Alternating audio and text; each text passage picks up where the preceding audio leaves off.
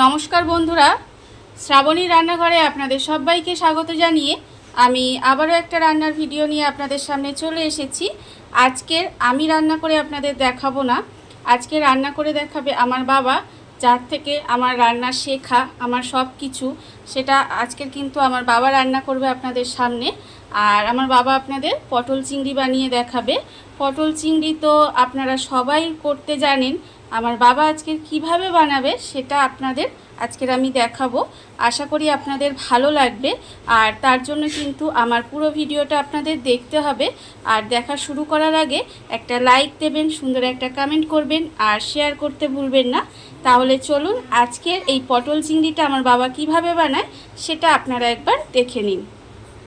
রান্নাটা করার জন্য প্রথমে আমি এখানে দেখুন গ্যাসটা অন করে একটা কড়া বসিয়ে দিয়েছি, আর কড়াই দিয়েছি কিন্তু বেশ কিছুটা সর্ষের তেল। তেলটা কিন্তু গরম হচ্ছে, যতক্ষণ তেলটা গরম হচ্ছে ততক্ষণ কিন্তু এখানে দেখুন রেখেছি চিংড়ি মাছ। চিংড়ি মাছের মধ্যে দিয়ে দিচ্ছে নুন, এখানে দেখুন আন্দাজ মতো নুন দিয়ে দিল, আর দেবে এবারে হলুদ। হলুদটাও কিন্তু চিংড়ি মাছের মধ্যে দিয়ে দেওয়া হয়েছে, দিয়ে খুব ভালোভাবে মাখিয়ে নিতে হবে। দেখুন প্রথমে কিন্তু চিংড়ি মাছের মধ্যে নুন হলুদটা মাখিয়ে নিচ্ছে। নুন হলুদ মাখানো হয়ে গেছে, এবারে তেলটাও দেখুন এদিকে গরম হয়ে গেছে। তেলের মধ্যে চিংড়ি মাছটা দিয়ে দিচ্ছে, দিয়ে চিংড়ি মাছটা কিন্তু প্রথমে ভেজে নেবে। দেখুন চিংড়ি মাছটা কিন্তু তেলের মধ্যে দিয়ে প্রথমে হালকা করে ভেজে নেবে। আর আপনারা তো সবাই জানেন যে চিংড়ি মাছ বেশি ভাজার দরকার নেই, চিংড়ি মাছ বেশি ভাজতে লাগে না, বেশি ভাজলে চিংড়ি মাছটা শক্ত হয়ে যায়। সেই জন্য চিংড়ি মাছটা কিন্তু প্রথমে একটু হালকা করে ভেজে নেবে। চিংড়ি মাছটা দেখুন হালকা করে ভাজা হয়ে গেছে, এবারে কিন্তু চিংড়ি মাছটাকে তুলে আলাদা করে রেখে দিচ্ছে। চিংড়ি মাছটা প্রথমে তুলে আলাদা করে রেখে দিতে হবে। চিংড়ি মাছটা এখানে ভেজে আলাদা করে তুলে রেখে দিয়েছে। এবারে দেখুন সেই তেলের মধ্যে পটলগুলো দিয়ে ভেজে নেবে। পটলগুলো কিন্তু এখানে এইভাবে খোসা রেখে কিন্তু পটলগুলো কেটেছে, দেখতেই পাচ্ছেন। আর পটলগুলো কিন্তু মাঝখান থেকে এইভাবে আধখানা করে নিয়েছে, নিয়ে এবার এই পটলগুলোকে তেলের মধ্যে দিয়ে দিচ্ছে, দিয়ে পটলগুলোকে কিন্তু একটু লাল করে প্রথমে ভেজে নেবে। দেখুন পটলগুলো কিন্তু তেলের মধ্যে দিয়ে খুব ভালোভাবে ভেজে নিতে হবে। পটলটা তেলের মধ্যে দিয়ে দিয়েছে, আর পটলটা ভাজার সময় কিন্তু পটলের মধ্যে আমি একটু নুনও দিয়েছে। নুনটা দিয়ে পটলটা লাল করে ভেজে নিচ্ছে, সেই নুন দেওয়াটা আপনাদের দেখানো হলো না। আর এর মধ্যে কিন্তু কোনো রকম হলুদ দেয়নি, শুধুমাত্র নুনটা দিয়েই পটলটা একটু লাল করে ভেজে নিচ্ছে। পটলটা এখানে দেখুন লাল করে ভাজা হয়ে গেছে, এবারে কিন্তু পটলগুলোকে তুলে নিচ্ছে। পটলগুলো এইভাবে তুলে নিতে হবে, ভেজে নিয়ে পটলগুলোকে তুলে আলাদা করে রেখে দিতে হবে। পটলগুলো এখানে দেখুন আলাদা করে ভেজে তুলে রেখে দিয়েছে, আর অন্যদিকে কিন্তু কড়াতে আবারও একটু তেল দিয়ে দিয়েছে। এইবারে দেখুন তেলটা গরম হয়ে গেছে, এবার কিন্তু তেলের মধ্যে দিয়ে দিচ্ছে আলুগুলো কিন্তু তেলের মধ্যে দিয়ে লাল করে ভেজে নেবে। আলুটা এখানে কিন্তু ভাজা হয়ে গেছে, আপনারা দেখতেই পাচ্ছেন যে আলুটা ভাজা হয়ে গেছে। এবার আলুটাকে তুলে নেবে। আর একটা কথা বলে রাখি, আলুটা ভাজার সময় কিন্তু এর মধ্যে কোনো রকম নুন বা হলুদ কিছুই দেয়নি, শুধুমাত্র আলুগুলো তেলের মধ্যে দিয়ে একটু লাল করে ভেজে নিয়েছে, দেখতে পাচ্ছেন। এবারে আলুগুলোকে আলাদা করে তুলে রেখে দেবে। আলুটা ভেজে কিন্তু দেখুন এখানে আলাদা করে রেখে দিয়েছে। আর অন্যদিকে যে আলুটা ভাজার তেলের মধ্যে এবারে দিয়ে দেবে তেজপাতা। তেলটা দেখুন তেলের মধ্যে দিয়ে দিলে একটা তেজপাতা, আর দেবে এখানে গোটা গরম মশলা। তেজপাতা আর গোটা গরম মশলাটা দিয়ে তেলের মধ্যে একটু নাড়াচাড়া করে ভেজে নেবে। তেজপাতা আর গোটা গরম মশলাটা দিয়ে দেখুন একটু তেলের মধ্যে ভেজে নিয়েছে। এবারে তেলের মধ্যে দিচ্ছে পেঁয়াজ। এখানে কিন্তু দেখতেই পাচ্ছেন 4টে মাঝারি সাইজের পেঁয়াজ এইভাবে লম্বা লম্বা করে একটু কুচি করে রেখেছে, সেই পেঁয়াজটা কিন্তু তেলের মধ্যে দিয়ে দিল। এখানে একটু পেঁয়াজটা বেশি দিতে হবে, দিয়ে পেঁয়াজটাকে একটু লাল করে প্রথমে ভেজে নিচ্ছে। দেখুন পেঁয়াজটা কিন্তু একটু লাল লাল করে প্রথমে ভেজে নিতে হবে। পেঁয়াজটা আবার এখানে দেখুন লাল করে ভাজা হয়ে গেছে, পেঁয়াজটা ভেজে নিয়েছে। এবারে এর মধ্যে দিচ্ছে আদা রসুন বাটা। এখানে কিন্তু দেখতেই পাচ্ছেন বড় চামচের 2 চামচ পরিমাণের আদা রসুন বাটা দিল। আদা রসুন বাটাটা দিয়ে তেলের মধ্যে একটু কিন্তু কষিয়ে নেবে, যাতে আদা রসুনের যে একটা কাঁচা গন্ধ থাকে সেটা চলে যায়। ততক্ষণ পর্যন্ত কিন্তু আদা রসুন বাটাটা দিয়ে একটু তেলের মধ্যে কষিয়ে নিচ্ছে। আদা রসুনটা দিয়ে দেখুন তেলের মধ্যে একটু কষিয়ে নিয়েছে, কষানো হয়ে গেছে। এইবারে দিয়ে দেবে গুঁড়ো মশলা। গুঁড়ো মশলার মধ্যে এখানে রেখেছে দেখুন হলুদ গুঁড়ো 1.5 চামচ, লঙ্কা গুঁড়ো 1.5 চামচ, জিরে গুঁড়ো 1.5 চামচ, ধনে গুঁড়ো 1.5 চামচ, আর আছে এখানে কাশ্মীরি লঙ্কার গুঁড়ো কিন্তু 1.5 চামচ।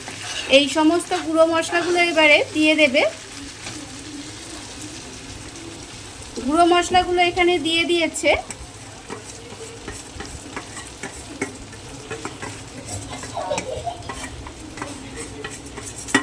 এবারে দেবে এর মধ্যে একটু মশলা ধোয়া জল। দেখুন মশলার বাটি ধুয়ে অল্প সামান্য একটু জল দিয়ে দেবে, যাতে না মশলাটা পুড়ে যায়। গুঁড়ো মশলা দিয়েছে তো মশলাটা পুড়ে যেতে পারে, সেই জন্য তখন কিন্তু রান্নাটা খারাপ হয়ে যাবে। সেই জন্য এখানে দেবে মশলা ধোয়া জলটা দিয়ে একটু কষিয়ে নেবে। মশলাটা দেখুন এখানে কিন্তু ভালোভাবে কষিয়ে নিয়েছে, কষানো হয়ে গেছে। এইবারে এর মধ্যে দিয়ে দিচ্ছে দেখুন চিংড়ি মাছ। যে ভাজা চিংড়ি মাছটা রেখেছিল সেই ভাজা চিংড়িটা কিন্তু এর মধ্যে দিয়ে দিচ্ছে। চিংড়ি মাছটা এর মধ্যে দিয়ে দিল, দিয়ে এবারে খুব ভালোভাবে মশলার সঙ্গে কিন্তু দেখুন একটু রান্না করে নিচ্ছে। চিংড়ি মাছটা দিয়ে মশলার সঙ্গে খুব ভালোভাবে কষিয়ে একটু রান্না করে নিচ্ছে। চিংড়ি মাছটা মশলার সঙ্গে দিয়ে 1 থেকে 2 মিনিট মতো একটু কষিয়ে নিয়েছে। এবারে দেখুন এর মধ্যে দিয়ে দিচ্ছে কিন্তু ভাজা আলুগুলো। ভাজা আলুগুলো দিয়ে দিল, দিয়ে আবারও কিন্তু ভাজা আলুগুলো এই মশলার সঙ্গে আবারও একটু সময় কষিয়ে নেবে।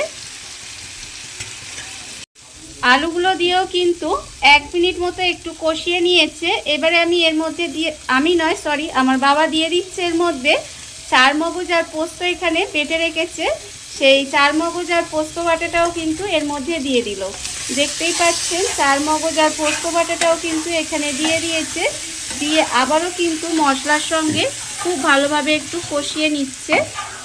4 মগজ আর পোস্তটা দিয়েও কিন্তু একটু সময় কষিয়ে নিয়েছে। এইবারে এর মধ্যে দিয়ে দিচ্ছে দেখুন টমেটো। এখানে কিন্তু এখানে 2টো বড় সাইজের টমেটো কিন্তু একটু কুচি করে রেখেছে, সেই টমেটোটা কিন্তু এর মধ্যে দিয়ে দিল। দিয়ে টমেটোটা দিয়েও কিন্তু আবারও একটু দেখতেই পাচ্ছেন ভালোভাবে কষিয়ে নিচ্ছে। আর প্রতিটা জিনিস দিচ্ছে আর একটু করে কিন্তু কষিয়ে নিতে হবে। দেখতেই পাচ্ছেন খুব ভালোভাবে টমেটোটা দিয়েও কিন্তু একটু মিশিয়ে রান্না করে নিচ্ছে। টমেটোটা দিয়ে কিছুক্ষণ রান্না করে নিয়েছিল, তারপরে আপনারা দেখে বুঝতেই পাচ্ছেন এর মধ্যে একটু জল দিয়েছে, তার কারণ মশলাটা না হলে পুড়ে যাচ্ছিল। একটু জল দিয়ে কিন্তু খুব ভালোভাবে সমস্ত কিছু কষিয়ে নিয়েছে। এইবারে এর মধ্যে দিয়ে দেবে দেখুন আন্দাজ মতো নুন। নুনটা হাতেই দিয়ে দিচ্ছে, হাতের আন্দাজ পায় বলে নুনটা হাতে দিয়ে দিল। আন্দাজ মতো এখানে নুন দিয়ে দিল। এবারে দেবে এখানে চিনি। দেখুন এবার কিন্তু চিনিটা দিয়ে দিচ্ছে। তাই নুন আর চিনির আন্দাজটা আপনাদের বললাম না, এটা আপনারা কতটা দেবেন সেটা বুঝে কিন্তু আপনারা ব্যবহার করবেন। দেখুন এরা আগেকার রান্না করে তো তাই এরা নুন চিনি হাতের আন্দাজেই দেয়। যাই হোক নুন চিনিটা দিয়ে দিল, দিয়ে এবারে খুব ভালোভাবে কিন্তু আবারও একটু কষিয়ে নিচ্ছে। দেখতে পাচ্ছেন নুন চিনিটা দিয়ে আবারও কিন্তু খুব ভালোভাবে কষিয়ে নিয়েছে, দেখতেই পাচ্ছেন। এবারে এর মধ্যে দিয়ে দেবে পটলটা। ভাজা পটলগুলো দিয়ে দিচ্ছে এর মধ্যে। দেখুন ভাজা পটলগুলো এর মধ্যে দিয়ে দিল, দিয়ে আবারও কিন্তু সমস্ত কিছু খুব ভালোভাবে একটু কষিয়ে নিচ্ছে। আর রান্না করতে করতে আমি আপনাদের দেখাচ্ছি। দেখুন এটাই হচ্ছে আমার বাবা, আপনাদের দেখাচ্ছি। দেখুন এটা কিন্তু আমার বাবা। আমার বাবাকে আপনাদের দেখিয়ে দিলাম। আবারও আমি রান্নায় চলে আসছি। পটলটা দিয়েও কিন্তু খুব ভালোভাবে কষিয়ে নিয়েছে। এইবারে দেখুন এর মধ্যে দিয়ে দিচ্ছে কিন্তু দুধ। এখানে যে 10 টাকার আমুল দুধের প্যাকেট হয় সেই প্যাকেটটা কিন্তু হালকা করে জল গরম করে তার মধ্যে গুলে নিয়েছে। আর সেই আমুল দুধটাই কিন্তু এখন তরকারির মধ্যে মানে পটল চিংড়ির মধ্যে দিয়ে দিচ্ছে। দেখতে পাচ্ছেন দুধটা এর মধ্যে দিয়ে দিল। দুধটা দিয়ে দেখুন আবারও কিন্তু 1 মিনিট মতো একটু রান্না করে নিয়েছে। এইবারে এর মধ্যে দিয়ে দিচ্ছে গরম মশলা গুঁড়ো। এখানে দেখতেই পাচ্ছেন বড় চামচের কিন্তু 1/4 চামচ মতো গরম মশলার গুঁড়ো দিল। দিয়ে আবারও খুব ভালোভাবে একটু মিশিয়ে নিচ্ছে। গরম মশলাটা দিয়ে বেশিক্ষণ কিন্তু কষায়নি, দেখুন একটু সময় কষিয়ে নিয়েছে। এবারে কিন্তু এর মধ্যে দিয়ে দিচ্ছে জল। এখানে উষ্ণ গরম জল ব্যবহার করেছে, আপনারাও চেষ্টা করবেন উষ্ণ গরম জল ব্যবহার করার, তাহলে দেখবেন রান্নার স্বাদ কিন্তু অনেকাংশে বেড়ে যায়। দেখুন এখানে কিন্তু খুব বেশি জল দিল না, এরম একটা মাঝারি সাইজের বাটির হাফ বাটি মতো জল দিল। দিয়ে এবারে সমস্ত কিছু খুব ভালোভাবে মিশিয়ে দিচ্ছে।